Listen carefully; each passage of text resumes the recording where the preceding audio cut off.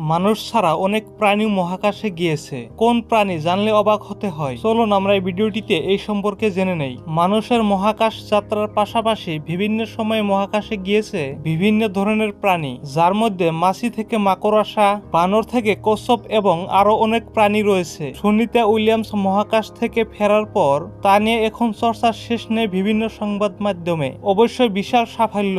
এভাবে অনেক মহাকাশচারী মহাকাশে গিয়েছেন, একটা সময় থেকে ফিরে এসেছেন, তাদের নিয়ে সংবাদ মাধ্যমে চর্চাও হয়েছে। কিন্তু মহাকাশে মানুষ ছাড়াও পৃথিবীর অনেক প্রাণী বিভিন্ন সময়ে পাড়ি দিয়েছে। তাদের পাঠানো হয়েছে মহাকাশ গবেষণার অংশ হিসাবে। তাদের দিয়ে পরীক্ষা করে দেখা হয়েছে কোন প্রাণীর উপর মহাকাশে বর্ষণীয়তার প্রভাব, দেখা হয়েছে সেসব প্রাণীর মধ্যে কি কি পরিবর্তন হলো। 1947 সালে প্রথম কোন প্রাণীকে মহাকাশে পাঠানো হয়। 1947 সালে ফ্রুট ফ্লাই বা মাছি পাঠানো হয় মহাকাশে। মাছি হলো প্রথম কোন প্রাণ যাকে মহাকাশে পাঠানো হয়েছিল। সেই শুরু। তার 2 বছর পরে পাঠানো হয় এক বানরকে। সেই প্রথম কোন স্তন্যপায়ী প্রাণী মহাকাশে পৌঁছল।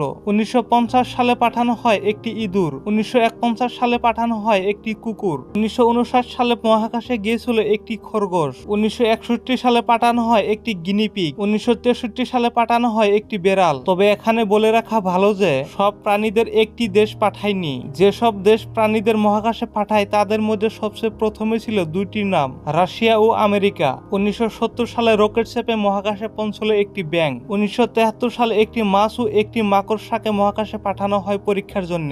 প্রসঙ্গত 1960 সালে 2টি কুকুর মহাকাশে পাঠায় রাশিয়া, যাদের আবার ফিরিয়েও আনা হয় পৃথিবীতে। বন্ধুরা, যদি ভিডিওটি ভালো লাগে থাকে তাহলে লাইক করবেন, শেয়ার করবেন, আর চ্যানেলটিতে নতুন এসে থাকলে সাবস্ক্রাইব করে বেল নোটিফিকেশনটা অন করে রাখবেন।